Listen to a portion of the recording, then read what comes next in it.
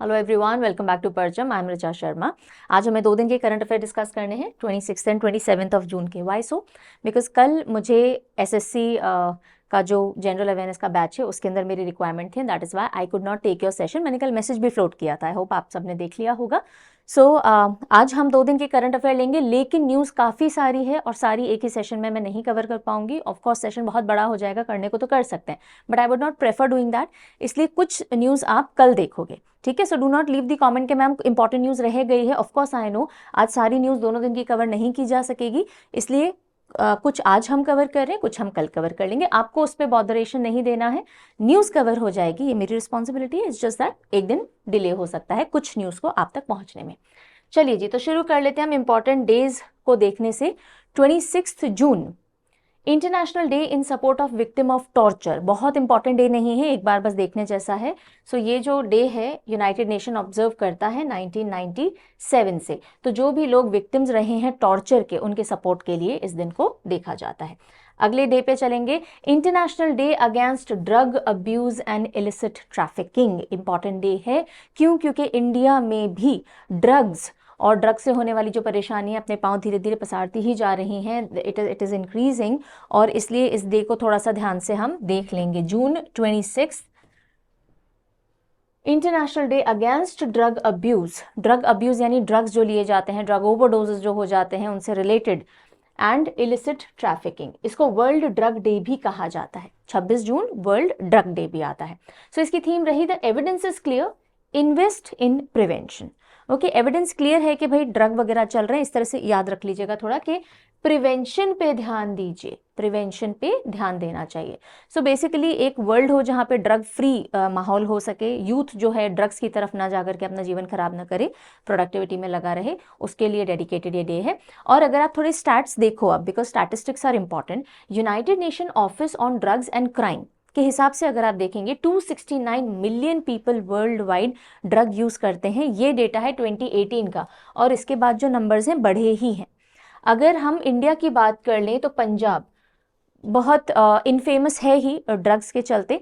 So Punjab highest number of drug overdose deaths witness कर चुका है 2022 के अंदर। सो पंजाब उड़ता पंजाब जैसे मूवी भी आई थी, उसके अंदर भी ये इशू खड़ा किया गया था। अभी जोम्बी सिंड्रोम या जोम्बी ड्रग जैसा कॉन्सेप्ट भी चल रहा है कि ड्रग ओवर यूज से ऐसा हो रहा है कि जो यूथ है पंजाब का पर्टिकुलरली खड़ा का खड़ा रह जा रहा है, जैसे जोम्बीज खड़े रहते हैं, they do not know what they are doing. So ये एक बहुत बड़ी समस्या है हमारे यूथ में, कई जगहों पे इंडिया में जो फैलती जा रही है। And Punjab third highest number of cases register करने वाला भी स्टेट हो जाता है एनडीपीएस एक्ट के अंदर। Now what is this NDPS act? Narcotic drugs and psychotropic substances act 1985। इसके तहत ये जो एक्ट है जो प्रोहिबिट करती है कि इंसान को या मैन्युफैक्चरर को या कल्टिवेटर को कि आपको sale, purchase, transport, storage, consumption narcotic drugs का या साइकोट्रोपिक ड्रग्स का, जिससे भी आपकी साइकी के ऊपर फर्क पड़ता हो, उसके यूज को प्रोहिबिट करती है। This is the act. Okay, ठीक है। फिर हम आते हैं 27 ऑफ जून के एक इंपॉर्टेंट डे पे, दैट इज एमएसएमई डे। कौन सा डे है? Micro small medium enterprises day 27 जून को आता है। अच्छे से ध्यान रखिएगा इस डे को, इंपॉर्टेंट डे है। सो इसकी जो थीम है, मेन थीम है MSMEs and SDGs, micro small medium enterprises and sustainable development goals. ये इस बार की थीम है और उसी का एक्सपेंशन है, leveraging the power and resilience of MSMEs to accelerate sustainable development and eradicate poverty in times of multiple crisis। दुनिया अभी बहुत सारे क्राइसिस से जूझ रही है, पर्टिकुलरली कॉन्फ्लिक्टिंग सिचुएशंस कई जगह बनी हुई हैं, और ऐसे में एमएसएमईज क्या रोल प्ले कर सकते हैं सस्टेनेबल डेवलपमेंट के टूवर्ड्स, पर्टिकुलरली पॉवर्टी को दूर करने के लिए। क्योंकि आप छोटे छोटे अपने बिजनेसेस स्टार्ट करते हो एमएसएमई के तहत, तो पॉवर्टी से दूर जाओगे। यूनाइटेड नेशन जनरल असेंबली ने 27 जून को एमएसएमई डे की तरह प्रोक्लेम किया हुआ है। ठीक है जी। सो एमएसएमई डे 27 जून को आता है। 26 जून को हमने देखा वर्ल्ड ड्रग्स डे आता है, 27 को एमएसएमई डे आता है। क्लियर रहा? चलिए अब हम बात करेंगे 1975 की इमरजेंसी की। आप बोलोगे मैम ये करंट के अंदर क्यों आया, ये तो पुरानी बात है, इसको हम करंट अफेयर्स में क्यों पढ़ रहे हैं? वेल इसलिए पढ़ रहे हैं बिकॉज 49 ईयर्स कंप्लीट हो चुके हैं इमरजेंसी जब लास्ट आई थी। और ऑब्वियसली जो अब सरकार है और जो इमरजेंसी जब लाई गई थी तब जो सरकार थी, दोनों अलग अलग हैं। उस समय कांग्रेस की सरकार थी और अभी एनडीए है। लीडिंग जिसको कर रही है बीजेपी। सो ऐसे केसेस में इमरजेंसी का मुद्दा वापस से सुर्खियों में आया है कि darkest chapter of Indian democracy Congress सरकार के समय रहा था, और क्योंकि सुर्खियों में आया है, चांसेस है यहाँ से कोई क्वेश्चन आपको देखने को मिल जाए, इसलिए हम इसको पढ़ लेते हैं, ठीक है।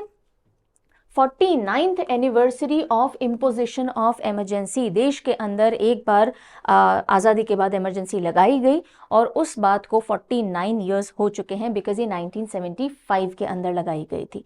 और डेट क्या थी? 25 जून 1975। सो 25 जून 2024 49th एनिवर्सरी मना रहा है। इमरजेंसी किसके कार्यकाल में लगी थी? इंदिरा गांधी जी के कार्यकाल में लगी थी। बहुत ही कंट्रोवर्शियल मुद्दा हुआ था, बिकॉज इंदिरा गांधी जी 1971 के अंदर भारी बहुमत से प्राइम मिनिस्टर बनी थी, लेकिन बाद में कंट्रोवर्सी खड़ी हो गई कि उन्होंने इलेक्शन का जो प्रोसेस है उसके अंदर कहीं ना कहीं कोई टेम्परिंग की है, यानी कि कुछ ना कुछ इन्फ्लुएंस का इस्तेमाल किया है, जिसके चलते इलाहाबाद हाई कोर्ट में पिटीशन दायर की गई थी और इलाहाबाद हाई कोर्ट ने अपना फैसला सुनाया था कि हाँ जी, आप दोषी पाए गए हो और आपको अपनी जो प्राइम मिनिस्टरशिप है वो हाथों हाथ छोड़नी पड़ेगी। सो इसके खिलाफ फिर सुप्रीम कोर्ट में इंदिरा गांधी जी ने अपील की थी और सुप्रीम कोर्ट ने बोला कि जब तक हम सारी बात की जांच पड़ताल करते हैं तब तक ये जो फैसला है कि आपको इमीडिएट इफेक्ट से प्राइम मिनिस्टरशिप छोड़नी है, ये हम रोक देते हैं। जब तक क्लियरिटी नहीं आती तब तक आप प्राइम मिनिस्टर रहेंगे। हालांकि जो भी कोई वोटिंग की जाएगी पार्लियामेंट के अंदर, उसमें आप पार्टिसिपेट नहीं कर सकते हो। और बस इसके तुरंत बाद ही इमरजेंसी घोषित कर दी गई थी। तो चलिए देखते हैं। प्रेसिडेंट फखरुद्दीन अली अहमद थे उस समय प्रेसिडेंट, जब इंदिरा गांधी जी प्राइम मिनिस्टर थी, और फखरुद्दीन अली अहमद जी ने इशू किए थे orders to impose emergency on India. Emergency कितने टाइम तक रही? 21 मंथ्स तक रही है, 1975 से 1977 मोटे मोटे तौर पे। और इमरजेंसी का मतलब कि जितने भी सिविल लिबर्टीज हैं आपके वो खत्म हो जाएंगे। प्रेस जो है, प्रेस अपना काम विदाउट प्रायर अप्रूवल नहीं कर सकती, यानी सेंसरशिप आ जाएगी प्रेस के ऊपर। पॉलिटिकल ओपोनेंट्स जो थे उनको जेलों में डाला गया।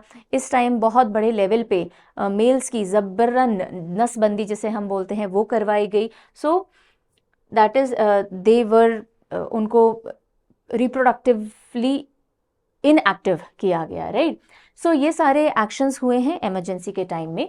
Emergency like I was telling you ये पूरा एपिसोड कि 1971 में इंदिरा गांधी जी बनती हैं प्राइम मिनिस्टर, और इसी टाइम बांग्लादेश लिबरेशन वॉर के अंदर भी उनका डिसाइसिव डिसीजन रहता है कि ठीक है हम वॉर में जाएंगे, लेकिन साथ ही साथ बहुत इंस्टेबिलिटी देश के अंदर हो रही होती है, अनरेस्ट बढ़ रहा होता है। और ऐसे में 1971 में गांधी जी जब इंदिरा गांधी जी जब जीत के आती हैं तो राज नारायण, सोशलिस्ट पार्टी के लीडर थे राज नारायण, उन्होंने एलिज किया, यानी कहा कि आपने इलेक्टोरल मैल प्रैक्टिसेस की हैं, और इसी के चलते फिर इलाहाबाद हाई कोर्ट में मुकदमा दायर हुआ, इसी के चलते सुनवाई हुई और फिर ये कहा गया कि 1971 इलेक्शन विक्ट्री जो थी वो आपके कहीं ना कहीं इलेक्टोरल मैल प्रैक्टिसेस के चलते थी, और 6 साल तक अब आप इलेक्शंस में नहीं खड़े हो सकते, कोई ऑफिस होल्ड नहीं कर सकते हो, और आपको इमीडिएट अपनी प्राइम मिनिस्टरशिप छोड़नी पड़ेगी। पर सुप्रीम कोर्ट वाला जो सिनेरियो था मैंने आपको समझाया। सो ये सब हुआ है, और क्या रीजन दिया गया इंदिरा गांधी जी द्वारा कि क्यों लाई गई है इमरजेंसी, राइट। सबका तो ये कहना था कि आपने डिक्टेटरशिप की है, क्योंकि आपको दिख रहा है कि आप गद्दी से हट सकते हो, आपके ऊपर बैन इम्पोज हो सकता है, इसलिए आपने इमरजेंसी लगा दी है देश के अंदर। और इंदिरा गांधी जी का क्या कहना था? पहले उन्होंने कहा कि जो जयप्रकाश नारायण जी ने पूरे मेरे खिलाफ लोग खड़े कर दिए हैं, सो एक तरह से डेमोक्रेसी के ऊपर खतरा मंडरा रहा है, and that can not happen in India. तो जब भी इंटरनल कोई भी हमको लगता है कि चैलेंज आ रहा है देश के अंदर, तो हम इमरजेंसी लगा सकते हैं, इसलिए मैंने लगाई है। दूसरा उन्होंने बोला कि अनस्पेसिफाइड फॉरेन फोर्सेज इन्वेड कर सकते हैं कंट्री के अंदर, ऐसी पॉसिबिलिटी बन रही है, हालांकि इसका कोई प्रूव नहीं था पर बन रही है। सेकेंड रीजन ये दिया गया, और लास्टली ये कहा गया कि लोगों को पॉवर्टी से बाहर निकालने के और इमीडिएट इकोनॉमिक ग्रोथ करने के लिए ये इमरजेंसी का आना बहुत जरूरी था। ये 3 रीजन है जिसकी वजह से इमरजेंसी इंपोज की गई है। नाउ अगर हम बात करें इमरजेंसी एंड कॉन्स्टिट्यूशन की, तो थोड़ा सा अब ये देख लेते हैं, राइट। सो इमरजेंसी प्रोविजंस कौन से पार्ट ऑफ कॉन्स्टिट्यूशन के अंदर दिए गए हैं? Part 18 of constitution of India, article 352 to 360 है जो कि इमरजेंसी से रिलेटेड बातचीत करते हैं ना। 3 तरह की इमरजेंसीज लगाई जा सकती हैं। आर्टिकल 352 बोलता है नेशनल इमरजेंसी घोषित की जा सकती है। देन आर्टिकल 356 प्रेसिडेंट को ये पावर देता है स्टेट इमरजेंसी या प्रेसिडेंट रूल लगाने का, इसको हम कॉन्स्टिट्यूशनल इमरजेंसी बोलते हैं। और तीसरा है आर्टिकल 360 जिसे हम फाइनेंशियल इमरजेंसी बोलते हैं। Now at the same time कि ऐसा नहीं हो कि हम इंटरनल डिस्टर्बेंस के चलते इमरजेंसी लगा दें।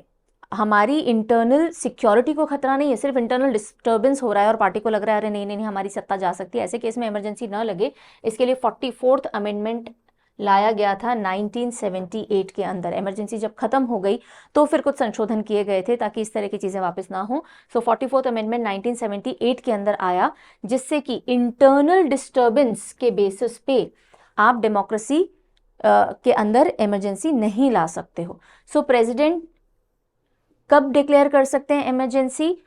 या तो कोई एक्सटर्नल अग्रेशन हो रहा हो तो कर सकते हो, या फिर आर्म्ड रिबेलियन हो जाए, जैसे मिलिट्री कू होता है, आर्म्ड रिबेलियन हो जाए। ये जो इंटरनल डिस्टर्बेंस की वजह से पहले इमरजेंसी लाई जा सकती थी उसको अमेंड कर दिया गया कि इंटरनल डिस्टर्बेंस नहीं, आर्म्ड रिबेलियन अगर इंटरनल होगा तो इमरजेंसी आप इंपोज कर सकते हो, अगर एक्सटर्नल अग्रेशन हो रहा है तो आप इमरजेंसी इंपोज कर सकते हो।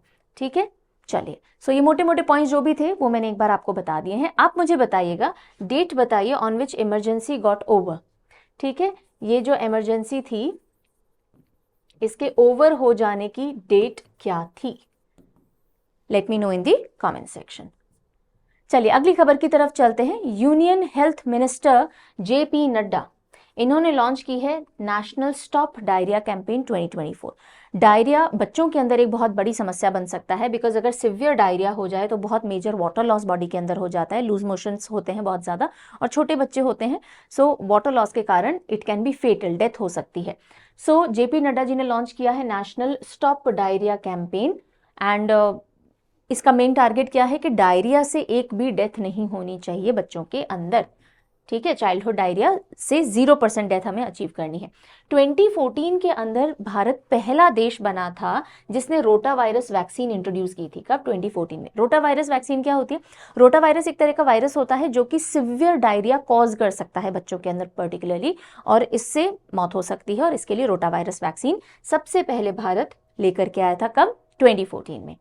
अब इस बार जो कैंपेन लॉन्च की गई है उसका एक स्लोगन रखा गया है, डायरिया की रोकथाम, सफाई और ORS से रखें अपना ध्यान।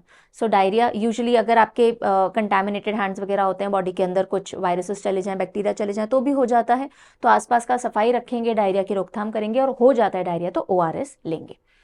और ये 2 फेजेस के अंदर इंप्लीमेंट की जाएगी। अभी जून के अंदर प्रिपरेटरी फेज होगा और फिर जुलाई के अंदर कैंपेन फेज स्टार्ट किया जाएगा।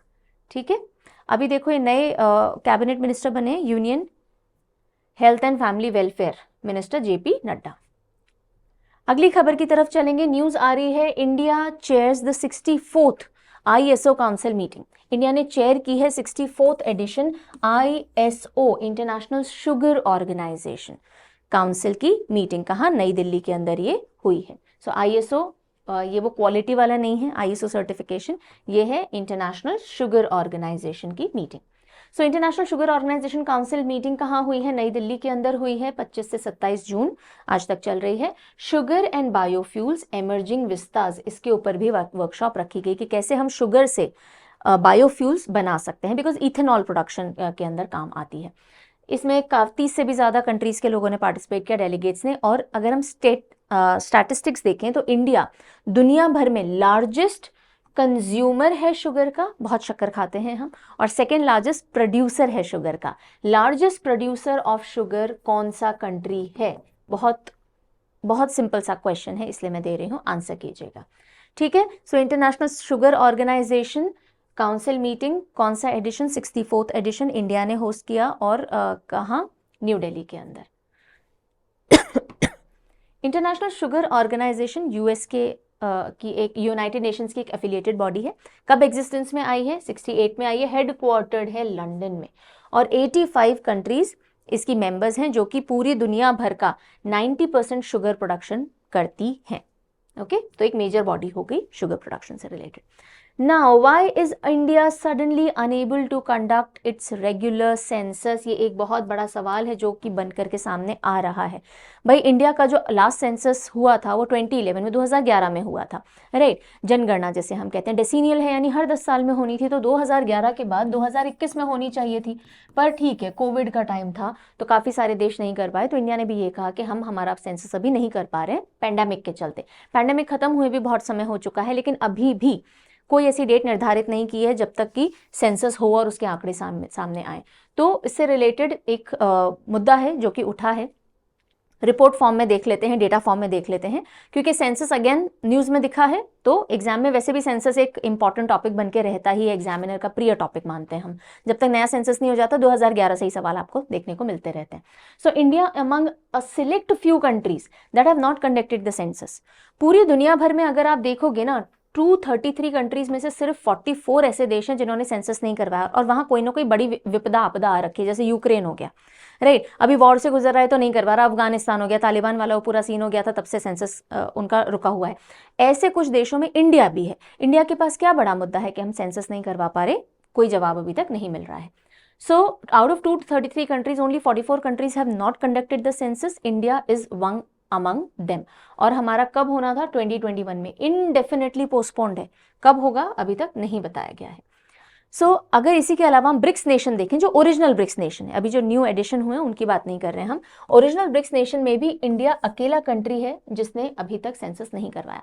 अब क्या जरूरत है? सेंसस लेट भी हो रहा है तो क्या फर्क पड़ता है? बहुत फर्क पड़ता है, बिकॉज बहुत सारी ऐसी पॉलिसी स्कीम्स होती हैं जो सेंसस के ऊपर डिपेंडेंट होती हैं। आपकी इकोनॉमिक पॉलिसीज हो गई, आपकी सोशल वेलफेयर पॉलिसीज हो गई, आपकी जो डीलिमिटेशन होती है कॉन्स्टिट्यूएंसीज की, वो भी सेंसस के बेसिस पे होती है ना। पॉपुलेशन कहाँ पे कितनी है उसके हिसाब से सीट्स अलॉट की जाती हैं। तो ये सब कुछ आप रिवाइज नहीं कर सकते जब तक नया सेंसस नहीं आ जाता। आपने इतनी सारी स्कीम्स चला रखी हैं, आपने SC STs के लिए चला रखी हैं, आपने लोअर तबके के लोगों के लिए चला रखी हैं, कैसे डिफाइन करोगे कौन लोग उसमें आ रहे हैं नहीं आ रहे हैं जब तक आपका सेंसस रिवाइज नहीं हो जाता? ओके, सो एब्सेंस जब नए सेंसस की है तो उससे इफेक्टिव इंप्लीमेंटेशन वेलफेयर स्कीम्स का, जैसे कि पब्लिक डिस्ट्रीब्यूशन सिस्टम है, आपका नेशनल फैमिली हेल्थ सर्वे है, कैसे करोगे? नेशनल फैमिली सिक्योरिटी एक्ट के तहत जो आप सपोर्ट देते हो, पॉलिसी प्लानिंग गवर्नेंस आपका अटक जाएगा। एजुकेशन हेल्थ सारे सेक्टर्स के अंदर आप रिसोर्सेज और वेलफेयर बेनिफिट्स नहीं पहुंचा पाओगे, राइट। आप सोशल और इकोनॉमिक डेवलपमेंट से रिलेटेड आंकड़े ही नहीं है आपके पास में, तो डेवलपमेंट को प्लान कैसे करोगे? तो ये सारी चीजें अटक जाती हैं। That is why census is critically important. ना कुछ एक फैक्ट्स देख लेते हैं सेंसस रिलेटेड, कि सबसे पहला सेंसस कब हुआ था, अभी रिसेंट मोस्ट कौन सा हुआ था। तो देखिए, सबसे पहला नॉन सिंक्रोनस सेंसस, यानी कि पूरा इंडिया उसमें कवर नहीं किया गया था, नॉन सिंक्रोनस था, 1872 में किया गया था। किसकी गवर्नेंस, किसके अंडर में? उस समय गवर्नर जनरल कौन थे? लॉर्ड मेयो थे। गवर्नर जनरल मेयो के अंडर में 1872 में पहला नॉन सिंक्रोनस सेंसस हुआ था, पूरे कंट्री को इन्वॉल्व नहीं किया गया था। फिर पहला सिंक्रोनस सेंसस जिसमें पूरा देश आता है सीन के अंदर, वो 1881 में हुआ, ओके। और उस समय लॉर्ड रिपन, यानी रिपन थे, और WC प्लाउडेन सेंसस कमिश्नर थे भारत के, इन्होंने करवाया। फिर आज़ादी के बाद जो पहला सेंसस हुआ है 1951 में, क्योंकि देखो डेसीनियल सेंसस इसके बाद हर 10 सालों के अंदर सेंसस किया गया है। सो 1951 में पहला सेंसस आज़ादी के बाद हुआ, जो कि ओवरऑल 7th सेंसस था। फिर जो रीसेंट मोस्ट सेंसस हुआ है सेंसस 2011, वो 1872 से अगर आप देखोगे तो 15वां सेंसस था, 15th सेंसस, और 7th सिंस इंडिपेंडेंस, आज़ाद होने के बाद हमारा 7वां सेंसस था, उसके बाद अभी 8वां सेंसस नहीं हुआ है। ठीक है जी, चलिए नेक्स्ट हम चलते हैं एक अवार्ड कैटेगरी की तरफ। THDC, जिसको पहले टेहरी हाइड्रो डेवलपमेंट कॉर्पोरेशन कहा जाता था, अब उसको THDC कहते हैं। THDC को एक अवार्ड मिला है, PSU लीडरशिप अवार्ड, और कौन सी कैटेगरी के लिए? डिजिटल ट्रांसफॉर्मेशन एक्सेलेंस के लिए। सो PSU leadership award digital transformation category के लिए कौन जीत के गया है? THDC जीत के गई है, और इसके CMD कौन है? RK विश्नोई है। ये जब बनी थी, ये हाइड्रो इलेक्ट्रिक नाम से समझ में आ रहा होगा, देखो हाइड्रो डेवलपमेंट कॉर्पोरेशन है, टेहरी डैम है, और उससे हाइड्रो इलेक्ट्रिसिटी प्रोड्यूस करने के लिए ये 75-25 के जॉइंट वेंचर के तौर पे गवर्नमेंट ऑफ इंडिया और उत्तर प्रदेश की जो सरकार है उनके बीच में ये शुरू की गई थी। और अभी अगर हम देखें तो ये कैटेगरी 1 मिनी रत्न कंपनी है, कैटेगरी 1 क्लास A की। ठीक है जी, चलिए ओके, सो केरला असेंबली ने वापस से पास किया है resolution to rename the state from Kerala to Keralam. अगर आपको ध्यान होगा तो अगस्त में पिछले साल ये रेजोल्यूशन केरला लेकर के आई थी, स्टेट असेंबली में रेजोल्यूशन पास किया गया था कि हमारा जो नाम है कॉन्स्टिट्यूशन के अंदर हमारे स्टेट का वो केरला लिखा हुआ है, उसको बदल के केरलम किया जाए। बिकॉज हमने जब ये स्टेट डिमांड किया था तो हमारे यहाँ पे मलयालम बोली जाती है और मलयालम बोलने वाले लोगों के बेसिस पे हमने स्टेट डिमांड किया था। मलयालम भाषा में हम हमारे स्टेट को केरलम बोलते हैं। ओके, तो केरला नाम क्यों दिया गया है, आप इस नेम को चेंज करिए, और इसके लिए रेजोल्यूशन पास किया गया है। पहले भी किया था, अभी वापस क्यों किया है? बिकॉज पहली बार जब रेजोल्यूशन पास होके सबमिट किया गया तो उसके अंदर कुछ इश्यूज थे, कुछ मिस्टेक रह गई थी, तो वापस से इन्होंने पास करवाया है। ठीक है, चलिए। So Kerala assembly pass resolution to rename the state as Keralam. और चेंज कहाँ करवाने के लिए? अब कहाँ कहाँ चेंज करना पड़ेगा नेम को? तो जो नेम है वो first schedule of the constitution के अंदर चेंज किया जाए and fourth schedule of the constitution के अंदर। ठीक है, फर्स्ट शेड्यूल जहां इंट्रोडक्शन होता है सारे स्टेट यूनियन टेरिटरी का, और फोर्थ शेड्यूल इन दोनों में। तो फर्स्ट शेड्यूल में आर्टिकल 3 के तहत नेम चेंज कराने की रिक्वेस्ट दर्ज या दी गई है। So similar resolution like I was telling you August 2023 में भी केरला असेंबली ने पास किया था। ना देखिए मुद्दा क्या है, ये बोलते हैं कि भाई मलयालम भाषा में हम केरलम बोलते हैं, इंग्लिश में केरला होता है लेकिन कॉन्स्टिट्यूशन में इंग्लिश में लिख दिया गया है, we do not want them.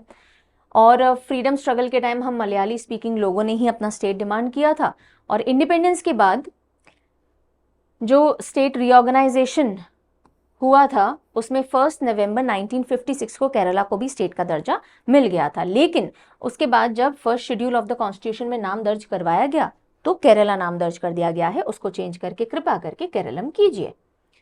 और इसी के साथ साथ फोर्थ शेड्यूल के अंदर भी चेंज कीजिए। देखो फर्स्ट शेड्यूल तो मैंने आपको बता दिया, mentions the name of state and union territory. Fourth schedule क्या मेंशन करता है कि कितनी सीट्स उस स्टेट या यूनियन टेरिटरी से एलोकेट होती हैं।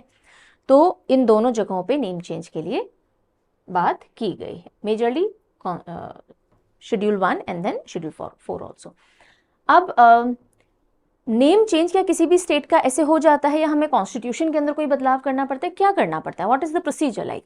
सो इंडियन कॉन्स्टिट्यूशन के हिसाब से अगर आपको स्टेट का नेम चेंज करना हो तो पार्लियामेंट के पास सोल पावर होती है, पार्लियामेंट के थ्रू वो हो सकता है एक ऑर्डिनरी लॉ मेकिंग प्रोसेस के तहत।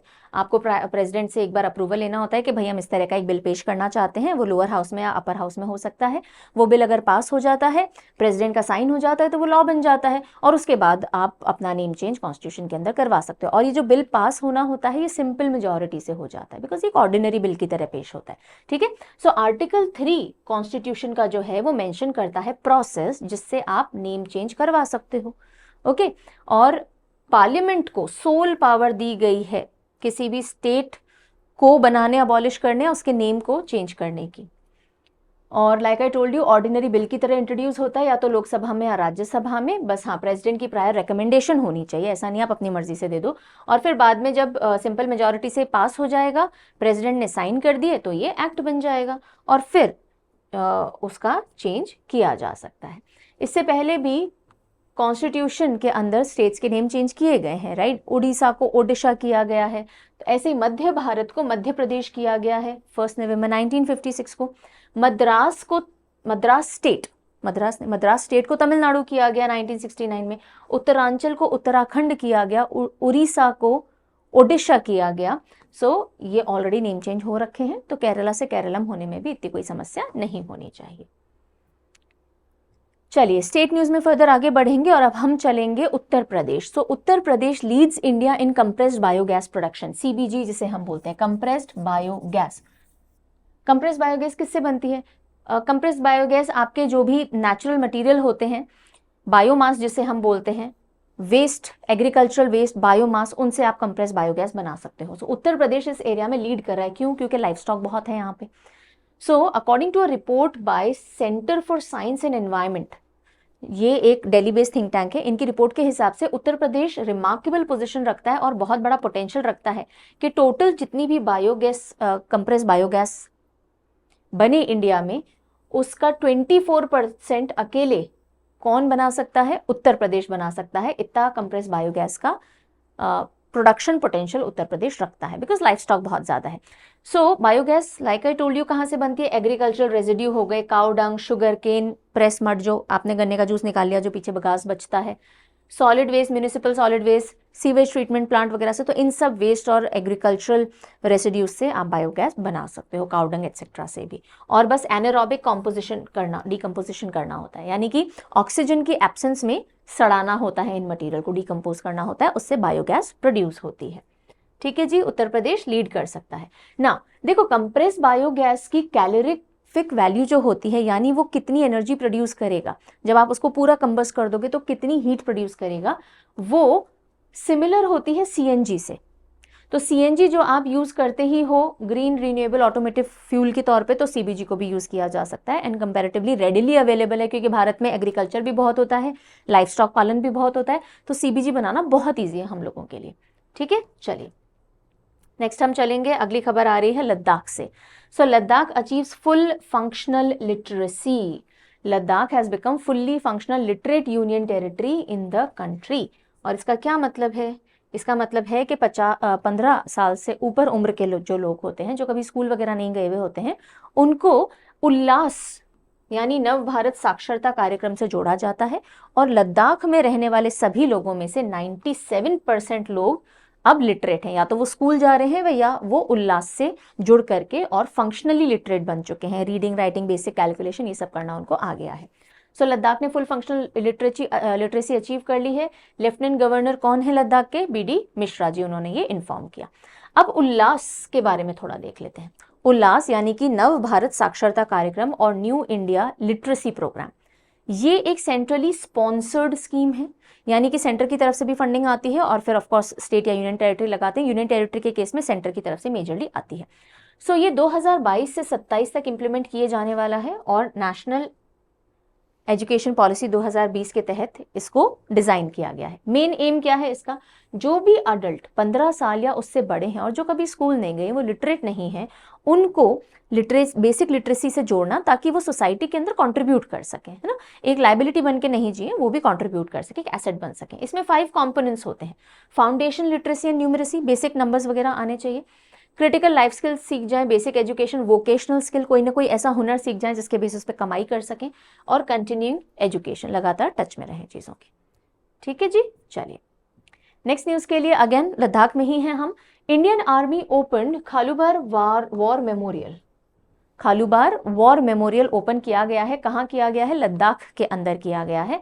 अब देखिए 26 जुलाई को कारगिल डे मनाया जाएगा और इस बार 25 ईयर एनिवर्सरी होगी उस विजय की हमारी, और इसलिए काफ़ी टाइम से यहाँ तैयारियां और सेलिब्रेशंस, अलग अलग इवेंट वगैरह ऑर्गेनाइज किए जा रहे हैं। उसी के चलते आर्यन वैली में खालूबार वॉर मेमोरियल स्टैब्लिश किया गया है, उन लोगों को, उन शहीद हमारे सोल्जर्स को याद करने के लिए जिन्होंने कारगिल में हमें विजय दिलवाई, including captain Manoj Pandey. Okay, so Khalubar war memorial कहाँ स्टार्ट किया गया? लद्दाख के अंदर इनॉग्रेट किया गया। Yes, okay.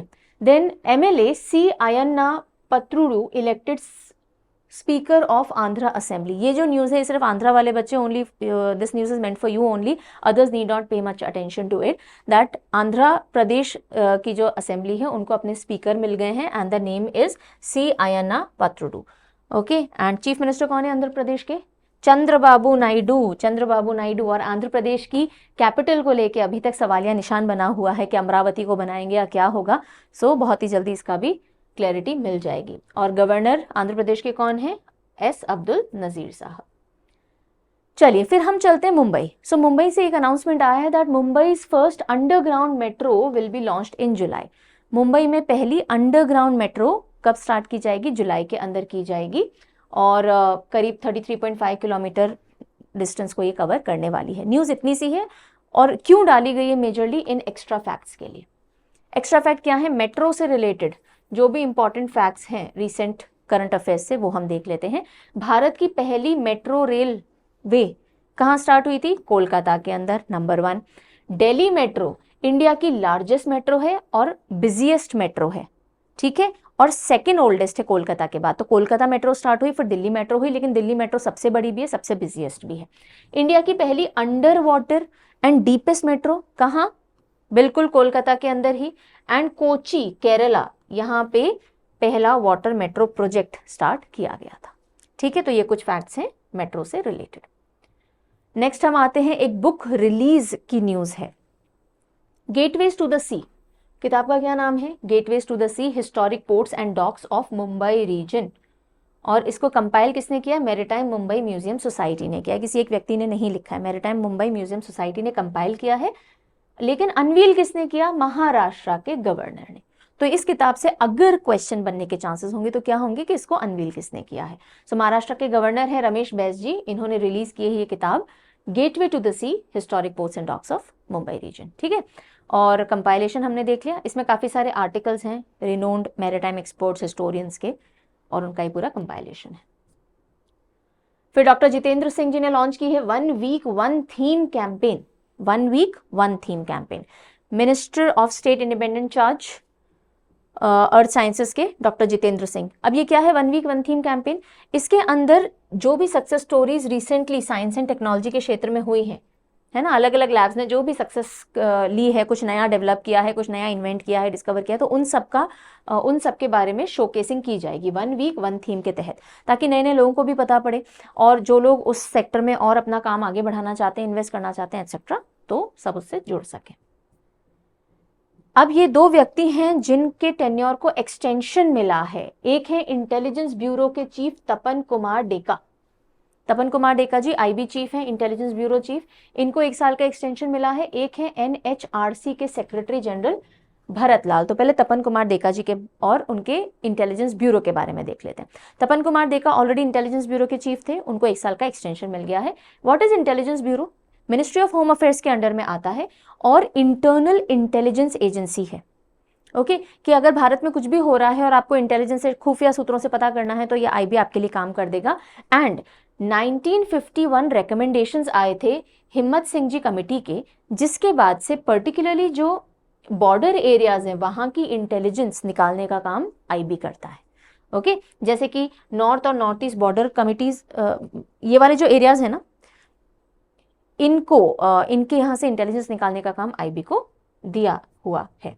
फिर हम एनएचआरसी देखें तो नेशनल ह्यूमन राइट्स कमीशन, ये एक एंटिटी है या फिर एक बॉडी है जो कि ह्यूमन राइट्स की रक्षा के लिए काम करती है भारत के अंदर, और उसके जो सेक्रेटरी जनरल है, टॉप पोजीशन नहीं है सेक्रेटरी जनरल, उसके जो सेक्रेटरी जनरल हैं भरत लाल, उनको 1 साल का एक्सटेंशन मिला है। टॉप पोजीशन है chairman Arun Kumar Mishra ji. Okay so NHRC के चेयरमैन कौन है? अरुण कुमार मिश्रा, और 1993 में एग्जिस्टेंस में आई थी protection of human rights act 1993 के तहत। Okay 2 extensions. फर्दर हम चलते हैं इंटरनेशनल डोमेन में, और चाइना का चांगे 6 मिशन जो है वो धरती पे लौट आया है और मून के फार साइड से रॉक्स और मिट्टी लेकर के उतर आया है। And for the first time in the history of this planet earth या ह्यूमैनिटी कि हम far side of the moon से मिट्टी और पत्थर वापस धरती पर लेकर के आ पाए हैं। और चाइना अकेला ऐसा देश है जो कि मून के फार साइड पे सॉफ्ट लैंडिंग कर पाया। हम भी पहुंचे हैं मून के साउथ पोल के पास, लेकिन वो नियर साइड है, वो ऐसा साइड है जो हमें दिखता है धरती से, लेकिन चाइना जहां पहुंचा है वो अंधेरे वाले जगह पे पहुंचा है, जहां वो वाला पोर्शन धरती से हम नहीं देख पाते हैं चांद का। So China Chang'e 6 brings back first samples of मिट्टी पत्थर from far side of the moon. Okay और ये कहाँ उतरा था? एटकिन बेसिन के पास उतरा था, साउथ पोल एटकिन बेसिन के पास। हम भी साउथ पोल के पास पहुंचे थे, लेकिन हम नियर साइड में पहुंचे थे। ठीक है, चंद्रयान 3 मिशन के तहत।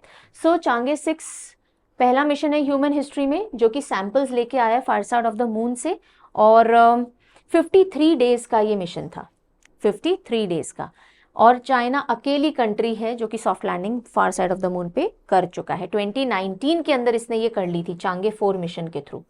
ठीक है, तो चांगे 6 पहली बार सॉफ्ट लैंडिंग नहीं कर रहा है मून के सतह पे, चांगे 4 कर चुका है 2019 में। मून का वॉन कारमार क्रेटर जो है वो एक रोवर की मदद से एक्सप्लोर थोड़ा सा इसने किया था। Next, 113 countries have never had female heads of state or government as per UN Women Global Data on Women Political Leaders 2024। सो एक डेटा सामने आया है यूनाइटेड नेशन विमेंस का ग्लोबल डेटा, किस चीज से related? Women political leaders 2024। International day of women in diplomacy अभी हमने पढ़ा था ना थोड़े टाइम पहले, तो बस उसी से रिलेटेड उन्हीं देश के आसपास ये रिपोर्ट सामने आई है कि यूनाइटेड नेशन विमेन ने डेटा सामने लाया है कि कितनी विमेन हैं जो कि पॉलिटिकल लीडर्स बन के अभी तक हमको देखने को मिली हैं। तो डेटा बोलता है कि 113 कंट्रीज ऐसी हैं विश्व भर में, 113 कंट्रीज वर्ल्ड वाइड, जिन्होंने कभी भी एक फीमेल हेड ऑफ स्टेट या female head of government experience नहीं की है। सो एज ऑन 1 जनवरी 2024 सिर्फ 27 कंट्री हैं जिनमें जो कि लीड हो रही हैं वुमेन से, यानी वहां पे पॉलिटिकल लीडर या गवर्नमेंट लीडर एक वुमेन है। और अगर आप एक दशक पहले देखोगे ना तो 18 ऐसी कंट्री थी, यानी 10 साल में हम 18 से 27 पे ही पहुंच पाए हैं विमेन लीडर्स के कॉन्टेक्स्ट में, which is a very slow progress.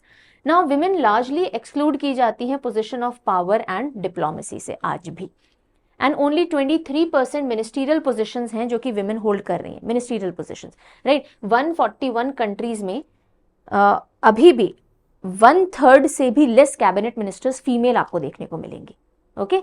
और यहीं पे एक अच्छी बात न्यूजीलैंड ने जो की थी, 1893 में पहला देश बना था जिसने वोटिंग राइट्स दिए थे फीमेल्स को।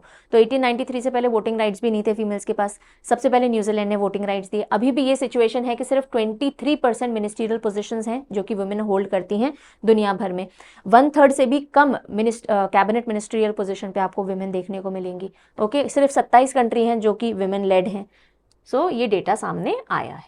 अब इसी को और देख लीजिए, countries with women in the highest position of state. ना यहाँ पे जब कभी भी विमेन रिलेटेड डेटा आता है, मतलब ये नहीं है कि हमें मेन को नीचे करना है विमेन को ऊपर करना है, लेकिन एक जाहिर सी बात है जो एक तबका होता है सोसाइटी का, अगर वो बहुत टाइम से दबा हुआ या नीचे रहा है तो उसको ऊपर लाने के लिए कोशिश की जाती है, जैसे कि हम माइनॉरिटीज में भी देखते हैं, जैसे कि हम बैकवर्ड क्लासेस और कास्ट में भी देखते हैं। Same goes for women also.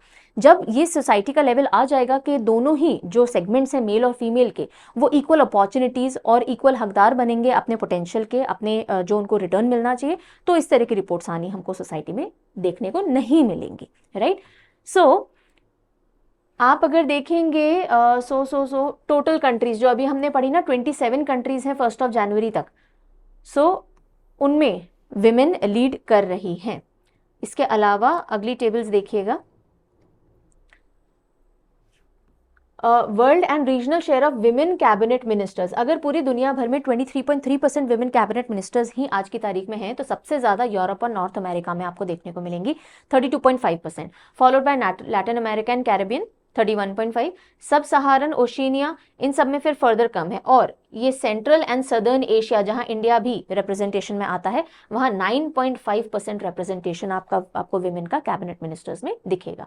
और कंट्री वाइज अगर हम देखें तो फिनलैंड टॉप करता है, 63.2% रिप्रेजेंटेशन विमेन का टोटल मिनिस्टर्स के अंदर। अब हम चलते हैं स्पोर्ट रिलेटेड न्यूज पे, और पहली खबर आ रही है WTT कंटेंडर सिंगल्स टाइटल से related. World table tennis contender single title पहली बार जीता है, पहली बार किसी इंडियन ने जीता है, and that is Sreeja Akula. So Sreeja Akula has created history by winning WTT contenders singles title, right. तो ये सीधी सीधी वन लाइनर न्यूज है जो आपको ध्यान रखनी है। सेकेंड न्यूज जो आ रही है that is Berlin Open, tennis की फील्ड से है। कौन सी फील्ड से है? लॉन टेनिस या टेनिस की फील्ड से है। जेसिका पेगुला ने जीत लिया है Berlin Open tennis championship, that's it, okay. And then final piece of news cricket की दुनिया से, हु इज ही? ये वेस्ट इंडियन खिलाड़ी हैं Andre Russell. So Andre Russell has become the highest wicket taker for West Indies in T20 World Cup history। अभी तक T20 world cup history में Andre Russell ने हाईएस्ट विकेट लिए हैं। किसके लिए? अपनी टीम के लिए, वेस्ट इंडीज के लिए, और इन्होंने पीछे छोड़ा है डॉन ब्रावो को। तो इन्होंने कितने विकेट लिए अभी तक T20 वर्ल्ड कप या T20 वर्ल्ड कप हिस्ट्री में? 29 विकेट्स लिए हैं, और ब्रावो ने 27 लिए थे, ठीक है। T20 वर्ल्ड कप कौन ऑर्गेनाइज करवाता है? ICC करवाता है, बिल्कुल। अभी जो करंट चैंपियन है, यानी जो पिछला T20 वर्ल्ड कप हुआ था उसके अंदर कौन जीता था? इंग्लैंड जीता था। अभी वाला तो चल रहा है जिसको USA और वेस्ट इंडीज मिलके होस्ट कर रहे हैं। आई रियली होप यहाँ तक की सारी न्यूज आपको क्लियर हो गई होगी। जो बच्चे 6 मंथली करंट अफेयर सर्च कर रहे हैं कैटेगरी वाइज, तो उनके लिए हैप्पी पीस ऑफ न्यूज था जो हमने शेयर कर दिया था। अर्ली एक्सेस दे दिया गया है, ये 1 टाइम ऑफर है, यानी एक ही बार ये फीचर आपको मिलेगा। 6 monthly current affair category wise Jan to June, appointment, books and authors, all these. फिर आप लोगों ने कहा था मैम ओबिचुअरी और इंपॉर्टेंट डेज भी दे दीजिए, तो वो भी हमने इस कंपाइलेशन में डाल दिए हैं। कहाँ से एक्सेस कर सकते हो? जिन बच्चों के पास में PDF बैंक है या CA सब्सक्रिप्शन है, आप वहाँ जाके 6 मंथ करंट अफेयर फोल्डर खोलिएगा, आपको ये सब मिल जाएंगे। जिन बच्चों के पास नहीं है, अगर आप चाहें तो ये सब्सक्रिप्शन या PDF बैंक ले सकते हैं, उसमें आपको ये मिल जाएगा। इसके अलावा तो नहीं, इसके अलावा सवाल सब्सक्रिप्शन भी है, रफ्तार सब्सक्रिप्शन भी है, परचम ऐप चेकआउट कर सकते हैं नए बच्चे। और आज जो हमने पढ़ा है उसकी PDF परचम के टेलीग्राम और परचम ऐप पे आपको फ्री ऑफ कॉस्ट हिंदी और इंग्लिश में मिल जाएगी। ज़्यादा जानकारी के लिए हेल्पलाइन नंबर है, कोई प्रॉब्लम आती है परचेज के बाद तो parchamclasses06@gmail.com पे आप मेल करेंगे। अब जल्दी से हम रुख करेंगे रिविजन क्वेश्चंस का। So very first question coming your way, ध्यान दीजिएगा। Under the Ullas Nav Bharat Saksharta Karyakram, which state or union territory recently achieved full functional literacy with more than 97% literacy? कौन सा स्टेट या union territory है जिसने 97% से ज्यादा functional literacy achieve की है हाल ही में? लद्दाख यूनियन टेरिटरी है। ठीक है, next, who became the first Indian to win WTT contender single title? Table tennis के अंदर कंटेंडर सिंगल टाइटल पहली बार किसी भारतीय ने जीता है, क्या नाम है उनका? Sreeja Akula. Which organization has been conferred with prestigious PSU Leadership and Excellence Award 2024 in the category of Digital Excellence? Okay, so क्या आंसर होगा? THDC। ये आपका क्वेश्चन ऑफ द डे। आज 4 ही क्वेश्चन है, एक क्वेश्चन शायद मैंने मिस कर दिया है। Any which ways no problem, कल हम काफी सारी और इंपॉर्टेंट न्यूज पढ़ेंगे, कल मैं थोड़े और एक्स्ट्रा क्वेश्चन आप लोगों के लिए डाल दूंगी। So which country spacecraft became the first to bring back samples from far side of the moon? कौन से देश का वो स्पेसक्राफ्ट है जो far side of the moon से सैंपल्स लेकर के आया है? और इसी के बाद आप टेलीग्राम पे जाइएगा 1 o'clock और वहां पे आपकी प्रैक्टिस क्विज होती है डेली, उसको भी आप अटेंड कर सकते हो। इंस्टाग्राम पे भी आपको क्वेश्चन देखने को मिलते हैं, कम्युनिटी पे भी देखने को मिलते हैं। सो जुड़े रहिए सारे प्लेटफॉर्म के साथ। कल मिलेंगे। Take good care of yourself, bye bye.